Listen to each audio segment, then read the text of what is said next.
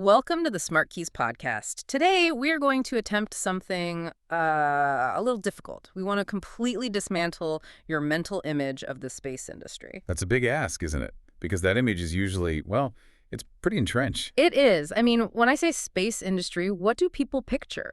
Usually it's billionaires in cowboy hats, riding rockets, or, massive government agencies like NASA planting flags on the moon.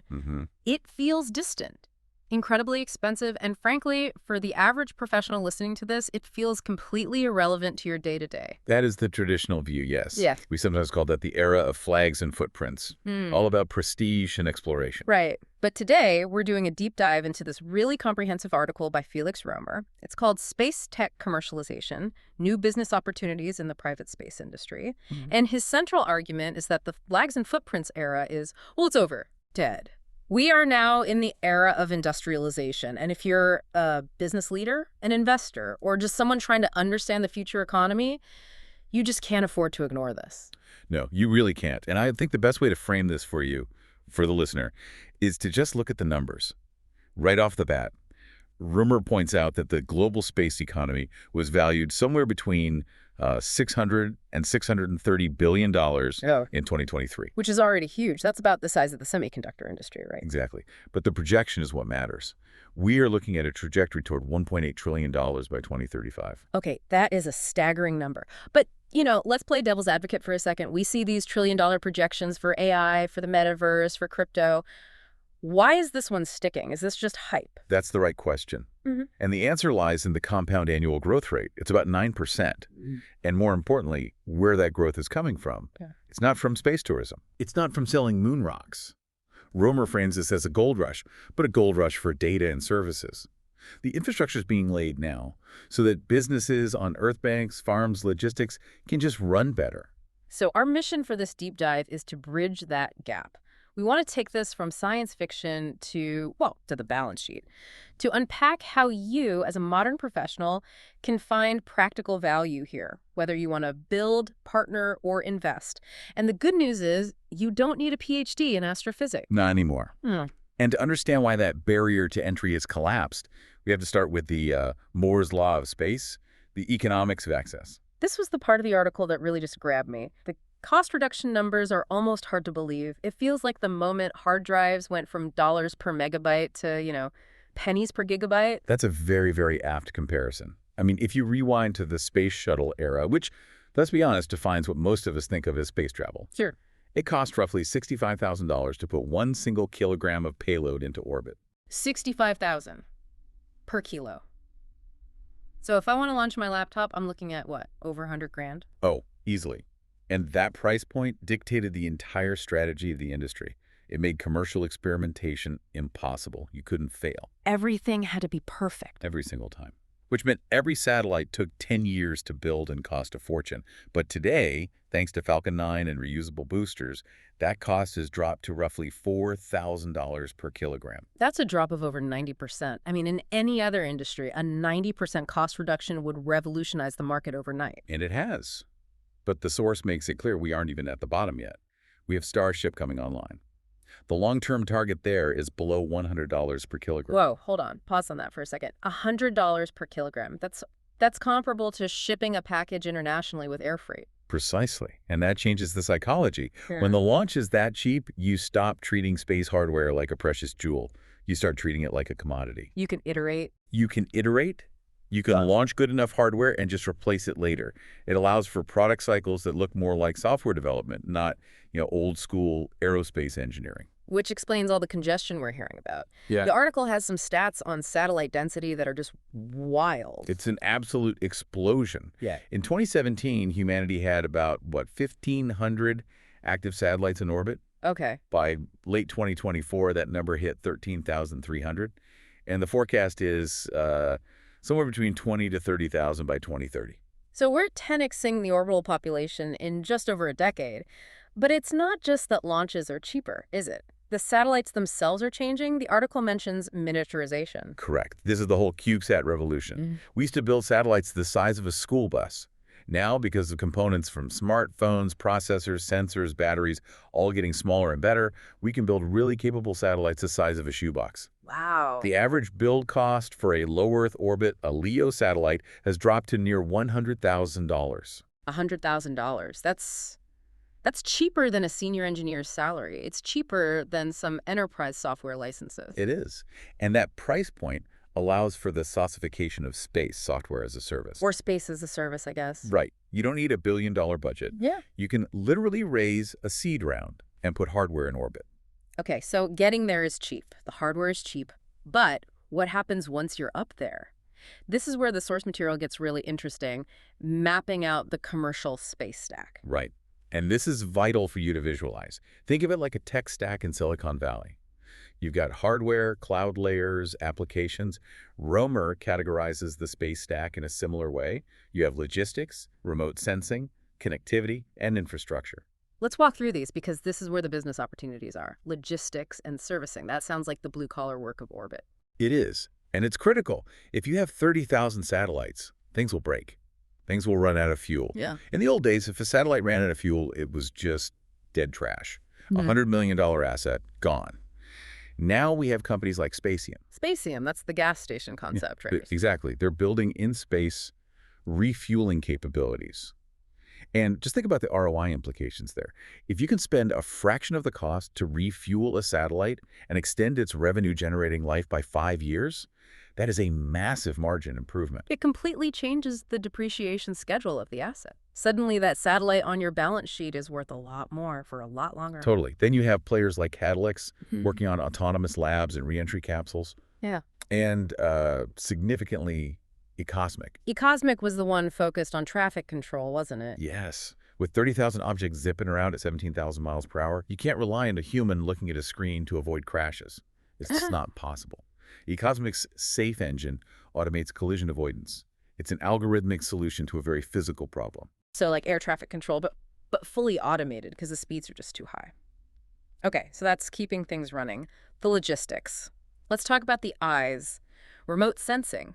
This feels more familiar, like Google Earth and spy satellites. It is familiar, but the shift here is from pixels to insights. That's the key phrase. Yeah. In the past, you'd buy an image, a raw JPEG of a port or a cornfield. But what does a business do with that? It requires so much analysis. Right. I don't want a picture of a parking lot. I want to know how many cars are in it so I can predict a retailer's quarterly earnings. Exactly. And that's what a company like OpenCosmos enables.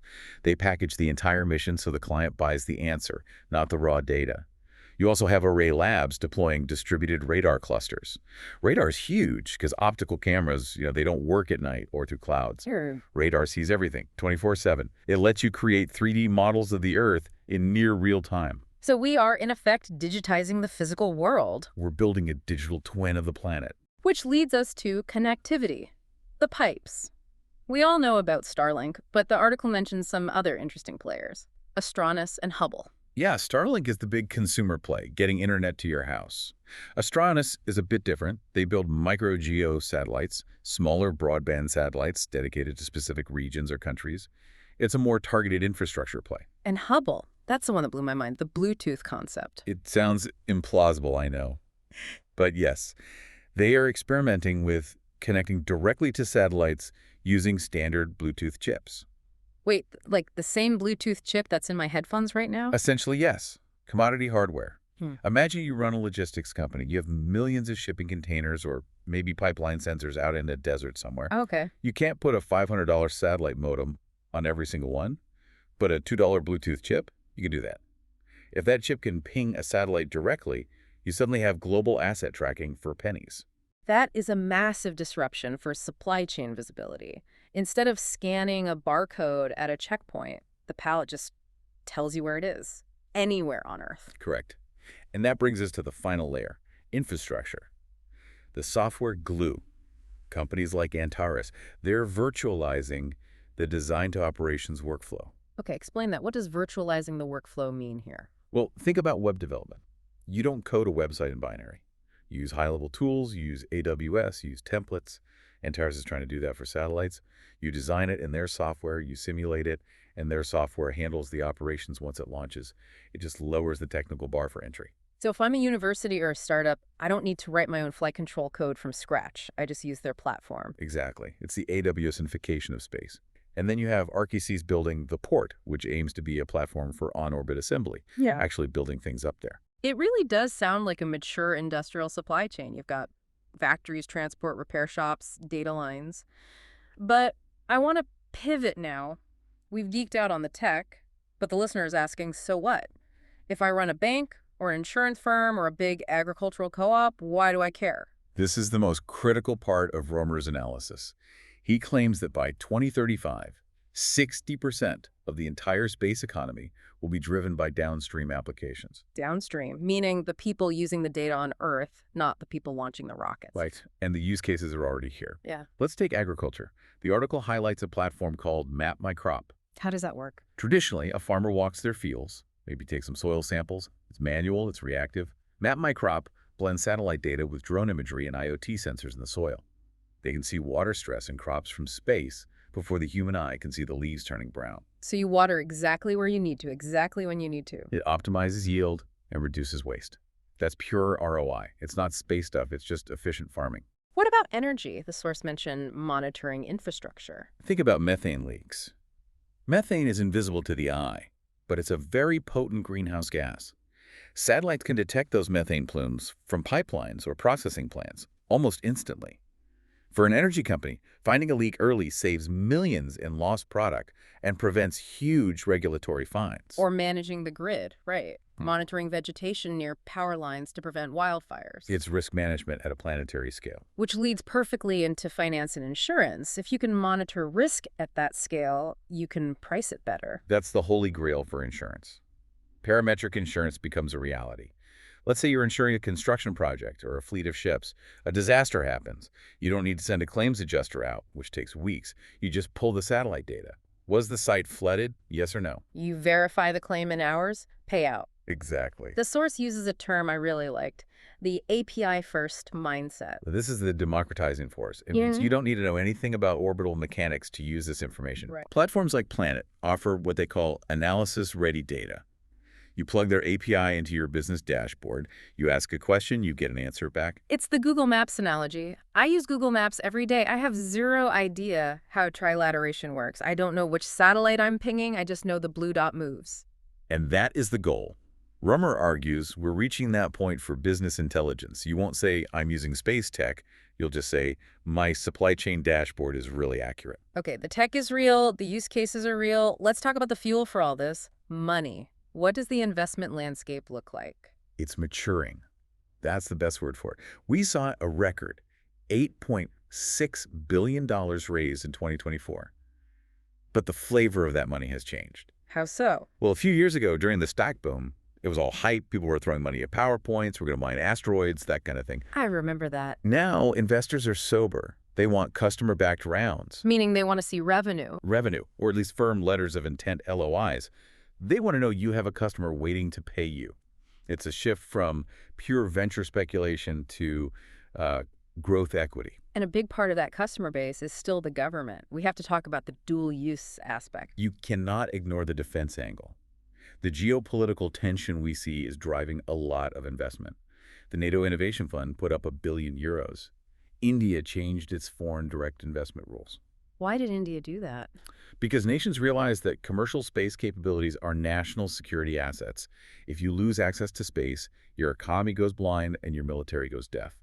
So governments are funding commercial startups to ensure they have that capacity. If you're a startup, having a dual-use tech, something that works for a farmer and for the military, that's the golden ticket for funding. But it's not all smooth sailing. The article is pretty clear about the risks. It's not just about money, it's about permission. Oh, regulatory risk is huge. If you're building space tech, you're dealing with ITAR and EAR. These are very strict U.S. controls on transferring technology. So you can't just hire an engineer from anywhere in the world. No, and you can't just sell your data to anyone. Compliance is a major overhead. And then there's the physical risk we touched on earlier, space traffic management. The Kessler syndrome idea. Right. If two large satellites collide, they create thousands of pieces of debris. Those pieces hit other satellites, creating more debris. It's a chain reaction. If that happens, we could pollute low Earth orbit so badly it becomes unusable for decades. Which is why resilience is such a key theme in the source. Yes. You need backups. You need cybersecurity. because if a hacker takes over a thruster, they can turn a satellite into a weapon. Yeah. The Wild West days are ending. We're entering the town planning phase of orbit. So let's bring this all back down to earth for the person listening right now. They've heard the stats, the opportunities, the risks. What's the playbook? What do you actually do? Römer outlines a crawl, walk, run approach, which I think is very practical. Break that down for us. Crawl. Don't start by building hardware. Start by buying data. Do a small pilot project. Use existing satellite imagery to see if it helps your business. Walk. If the data is valuable, then maybe you partner. Integrate an API. Build a custom dashboard. Run. And only if you have a massive, truly unique need do you actually launch something. And even then, use a rideshare. Don't build what you can rent. The partner versus build decision seems really heavily weighted toward partner right now. Absolutely. Leverage the stack that others have built. Why reinvent the wheel? Before we wrap up, I want to touch on one future-looking concept the article mentions, return to Earth. Ah, yes. This is the next frontier. Companies like Varda and Redditus. For 60 years, the problem was getting things up. Now we're figuring out how to bring things down. And how would you bring things down? Manufacturing. Certain things like protein crystals for pharmaceuticals or Z-band fiber optics can be made much more perfectly in zero gravity. Without gravity, you don't get sedimentation or convection. You just get pure materials. So the factory is in orbit, and the finished product comes back in a capsule. Exactly. That closes the loop. That is true space industrialization. That's a fascinating image. A factory floor 400 kilometers up. It leads to the most provocative thought in the whole piece for me. The idea that soon, SpaceTech won't even be a category. How do you mean? Well, think about internet companies. In 1999, if you sold books online, you were an internet company. Sure. Today, you're just a bookstore. Amazon isn't an internet company, it's a retailer. Rumors suggest space is heading the same way. It becomes invisible infrastructure. Exactly. It's the invisible plumbing that powers agriculture, finance, logistics, energy. You won't wake up and say, I'm going to use space today. You'll just do business, and space will be the utility running in the background. That is a powerful thought to leave on. The future isn't about wearing a spacesuit. It's about using the data from the stars to run your business better right here on Earth. Couldn't have said it better myself. Well, that brings us to the end of this deep dive. I want to say a huge thank you to you for tuning in to the SmartKeys podcast. We know your time is valuable, and we hope this gave you a new perspective on the orbital economy. And if you want to dig deeper into the specific companies like Spatium or Varda, or just check the data points we mentioned, you really should read Felix Römer's full article, SpaceTech Commercialization. Absolutely. We have dropped a link to the full text right there in the show notes. Go check it out. And if you enjoyed this breakdown, please hit that subscribe button. We have plenty more insights on the future of work coming your way. Until next time, keep looking up, but keep your eye on the data. Goodbye, everyone.